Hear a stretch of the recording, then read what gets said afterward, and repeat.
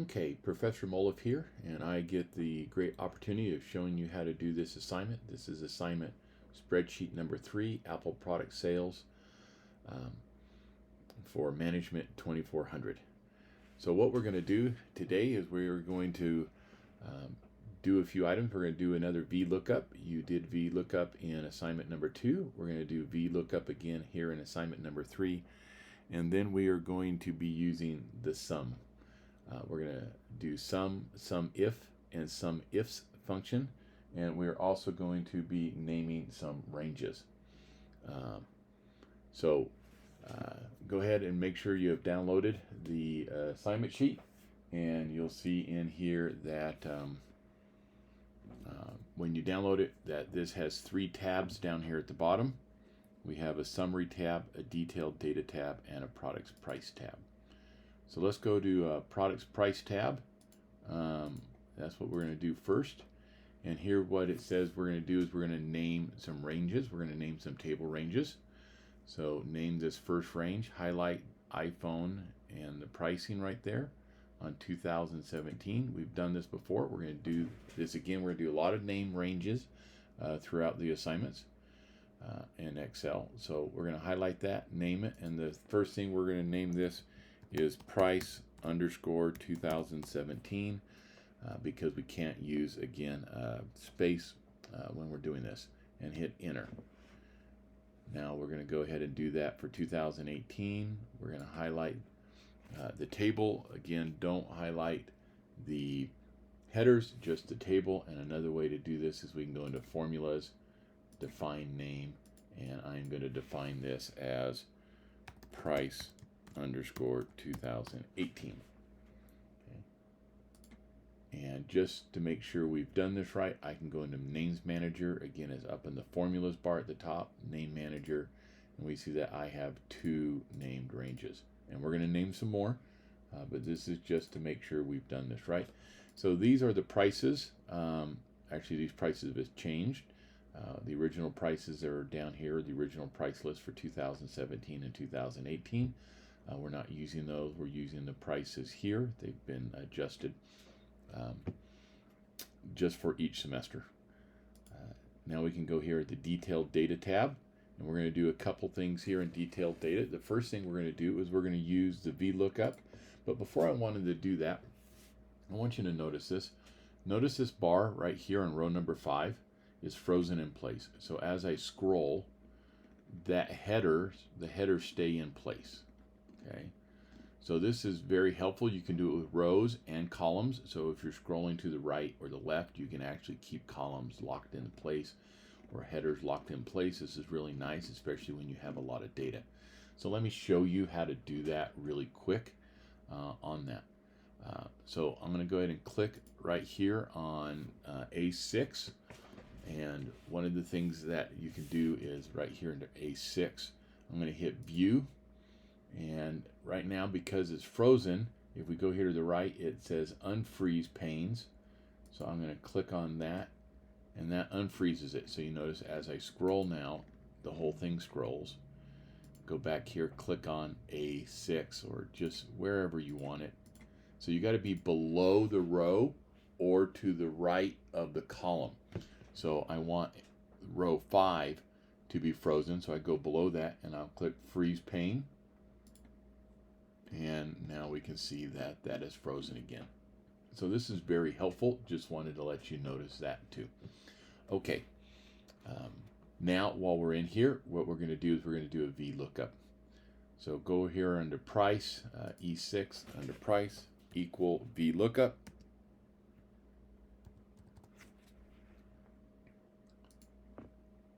And it's going to ask us up here our lookup value. We want to look up iPad. In this case, this is 2017, so we want to bring over 2017, so price of 2017. And we know that when we did that originally, that the price was in column 2 and the name of the product was in column 1 when we did that, so we want to bring over column 2 information. And this is where a lot of students get mixed up. Do not hit true approximate match right now. go down and hit fault exact match, because if you hit true on approximate match, iPad and iPhone start with the same thing, so it's just going to bring in for iPhone the price of the iPad, because it sees IP, okay, it sees IP again, and it's good to go. We want to do the exact lookup, and we're going to do that again for 2018. We can close it and hit enter, and so it brought over the price of the iPad, and we can scroll down here to 2017. Don't fill all the way down because this is 2018. Okay, starts right here. We just want 2017. Now I'm going to do that again for 2018. We're going to equal Vlookup. My lookup value is iPad. My table array this time is price 2018. Make sure we're using the right one. My column is 2 and it is fault. I want the exact match. And now here I can fill down because it'll just go to the end of my table. Now, a couple things that I do. I'm going to show you a couple of things that I do. I'm going to come in here and I'm going to use a sum function, equals sum. And it's asking me for my numbers, 1, 2, 3, 4, 5. And I'm just going to come with my revenue right here and go through 2017 and hit return. And I see that my revenue for 2017 is 189 billion. And then I'm going to do that again right here for 2018. Again, I'm just teaching you what I would do in real life, because I always want to check my numbers in here. So now we've filled out this. What we want to do is we need to name each of these ranges from year, geography, product. Sorry, my mouse does that every now and again because I click a button on it. So Control Shift down or Shift Command down on a Mac. Highlight that. We're going to name this range. We're going to name it year and enter.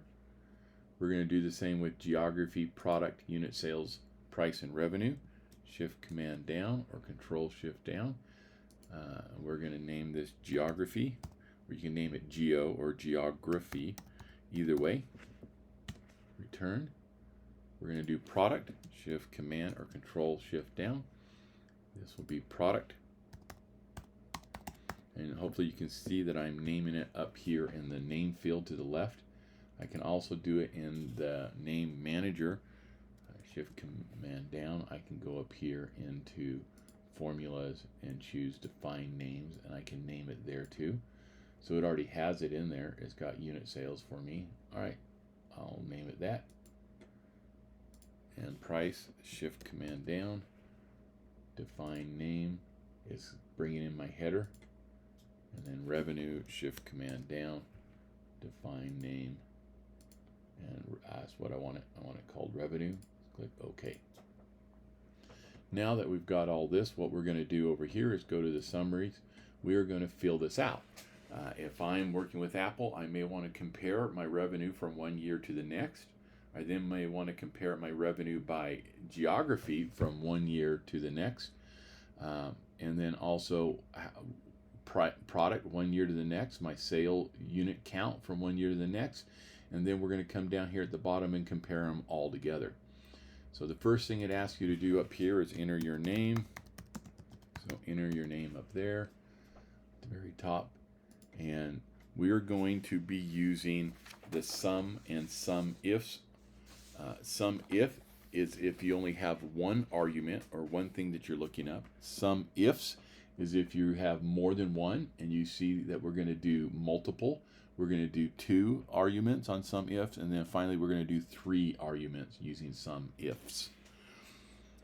So the first one right here is equals SUMIF, and come down here and grab SUMIF. It's asking us for our range, and in this case it's asking for the range of what we want to look up first. And so we want to look up, and you'll see this is going to switch between SUMIF and SUMIFs. And I don't necessarily like that, but it's just the way Excel is. So our range right now is year. Don't use the function year. We want to use the name range year. Our criteria is 2017. I can type that in if I want using quotes. Okay. Or I can go up here and grab that. I'll do that for 2018. And my range is, we're looking at revenue. And then I can just hit enter, and 189,232,757,000. Now I can come over here into my detailed data, 189,232,757. I've got the right answer. So I have it right here. Okay. Now we're going to do this for 2018 equals SUMIF. My range is year. My criteria, I'm now just going to choose 2018 up there. And my sum range, what I need to sum is revenue. Return 213 billion. And I can come here 213,783, 213,783, 712 billion. Okay. And just as a note, when you're dealing with over anything over $100, you know, we're talking about $1,000 or more, unless it's a price, go ahead and round it, take off the decimal points. We don't need to know that this is 213 billion, and so it's rounded up to that on there. Now we're going to use a SUMIFs, and please pay attention to what I'm doing here, because I'm going to show you some shortcuts and a few other things. I also have a video on this, on how to lock a cell. And it's in the third module on Excel resources. But now we're going to use SUMIFs. So equals SUMIFs. So with the S, because we have more than one argument. And notice here it's asking for our sum range first instead of last. So we want revenue. And now it's asking for my criteria. So my first criteria is I want to look up the revenue in the year. And I'm going to choose 2017. Okay. And I'm going to show you this here in a second. So let's do that, comma. My second criteria range is geography. Okay, so my second criteria range is geography, comma, and this is the Americas. And I'm going to hit enter. And you see that at 79 $1 billion in that area on there. So now if I go ahead and just copy this down, if I just copy it down, you see that I have zeros in here. And the reason why I have zeros in here is as I copied it down, it copied the formula down with me. So it copied the formula down with me, and when it did that, it moved my 2017 down. So if I double click on that, you can see that on my formula, my revenue and year, my year is C12. So it dropped from C11 to C12. And my geography dropped down, which is what I wanted it to do. So I'm going to show you how to correct that. We can double click on our 79 and it brings up my formula. And now here on C11, what I want it to do is I want it to lock the row. If I do F4 on a PC or Command T on a Mac, you see that it added the $ in front of the C and the $ in front of the 11. The $ in front of the C is locking the column. The $ in front of the 11 is locking the row. And in this case, what I want to do is I want to lock the row, not the column. So when I go down, it stays in the C column. So I want to lock the row, not the column. So you can hit F4 again or Command T again, and you see that it's just the C11, C $11 that's locked. So I'll hit enter there. And now if I copy this down, you see that it copied down. And if I sum this, I can go into, if it's not on my auto sum here on the right on my home screen, I can do formulas and I can hit auto sum on my formula, and I got 189, and I know I did it right, 189 billion, 189 billion, these numbers in 2017. Now let me show you what happens if I scroll this to the right. If I just want to copy this to the right, we see that I then get 0. Now what it did is it copied right correctly. It stayed in the right row for year, but for geography, it moved from columns. So in this case, I wanted it to lock the column in, but not the row. Okay, so if I move over to the right, it stays in that row. It stays in the column. But if I go down, I wanted it to move rows. So I can also come over here. If you notice, it gives me this nice lettering and information. I can come over here and just grab it. So I can move this, my red, around. So I'm just going to grab it, put it back in the Americas because that's in geography. Then I will come up here and I'll do F4 on a PC or Command T on a Mac. I'm going to do Command T again. And if you notice, it's locking the row, but I want the column lock, Command T. So there's my formula up there. Revenue, SUMIFs, revenue, year, D $11, comma, geography, comma, my $sign B12, and I'll hit enter, and now I can copy this down. And I could have copied it over. And then I'm going to do my auto sum and 213. Now everything we did there, we're just going to do this again right here so you can follow along. And I'm going to show you how to do that. So we just did revenue by geography. Now we're going to do revenue by product. So it's also by year. So equals Sumifs. It's asking my sum range is revenue. So make sure you bring up the named range revenue. My first criteria is year. Again, make sure you bring up the name range year, not a function year. We want the name range. Okay, year, comma. I'm going to do 2017. And again, I am going to lock the row, but not the column. So Command T, and I do that, or F4 until the row is locked, not the column. And now I'm going to do comma. The next criteria is asking me, my criteria range 2 is product. So I'm going to bring up product as my named range, comma. My product is iPhone. And again, now what I want to do here is lock the column, not the row.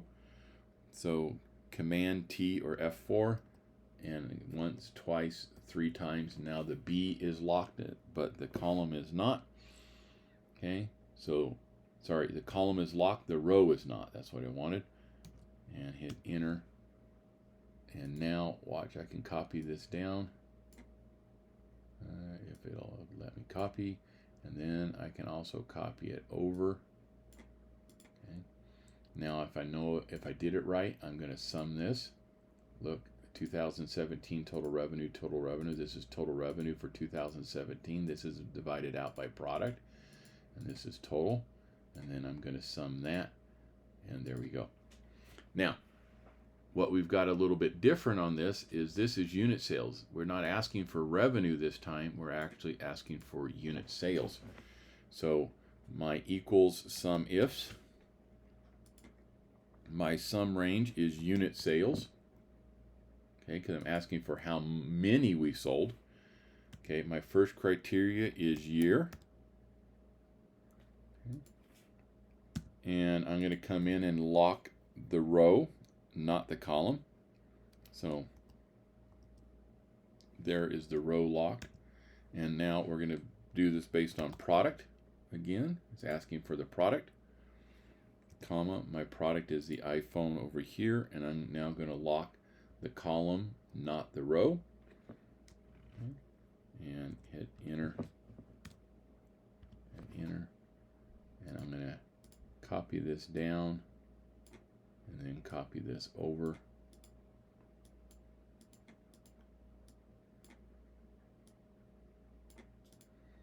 And then I'm going to sum these. Now, I don't know if these are correct. I'm hoping that Excel got it right, and I'm hoping that I got it right. 279,861, 279,468. So I'm going to come down here into detailed data, And I'm going to write in here 2017 unit sales. And right here 2018 unit sales. And I'm going to use a sum function on these equals just regular sum. And it's going to ask me for my numbers. And just make sure you're pulling in all of 2017 there. And equals sum. And I'm going to come over here and make sure I've got all of 2018. And return. And 279, 861, 279, 468.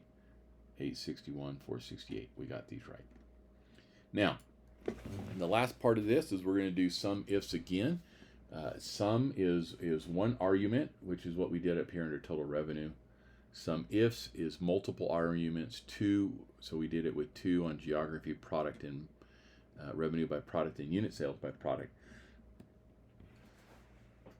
Now we're going to do sum ifs with 3 arguments. Now I want to show you something really quick.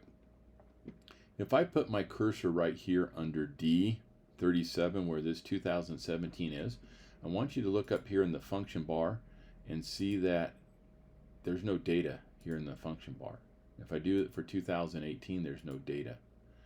The reason why is when I built this table, the data was actually in column C, okay? And then we just combined these columns right here through using what's called a merge and center. And so right here the information is actually in column C 37, and over here it's in column G 37. You can see up here there's the 2018.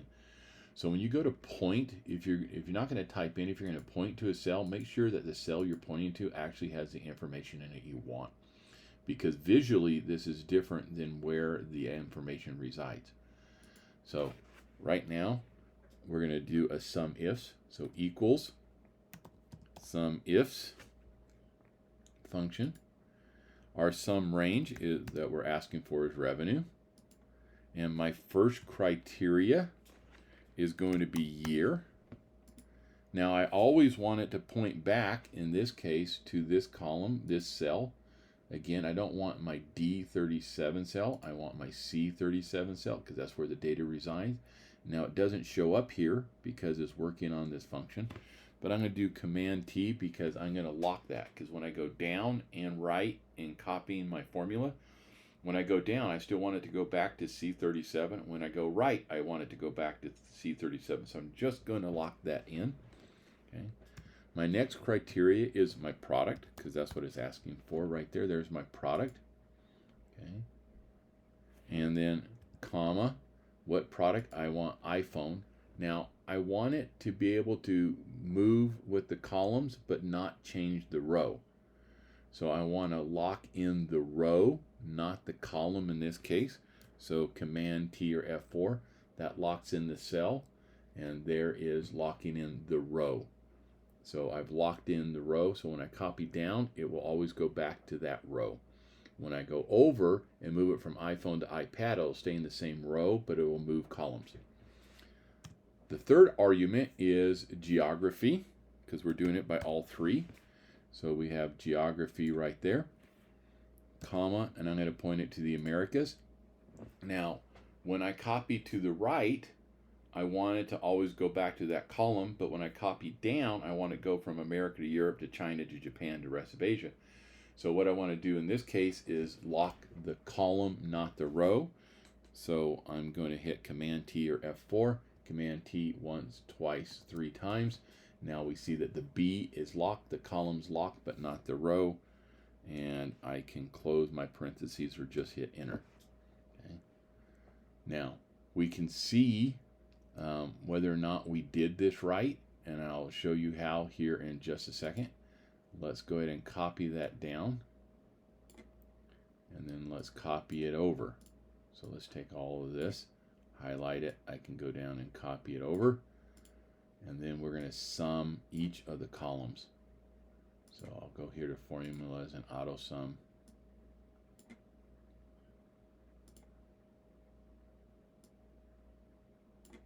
again, auto sum. And I can also just take this and copy this over because it's just summing a column.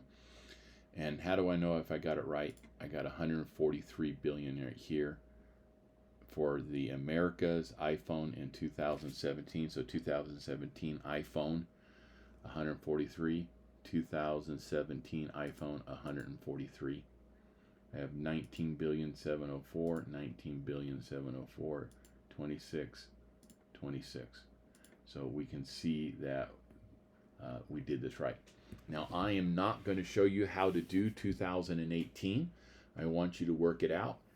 You'll know you got it right is when you sum these columns, that this column equals 168, this one equals 19,240, and this one equals 25.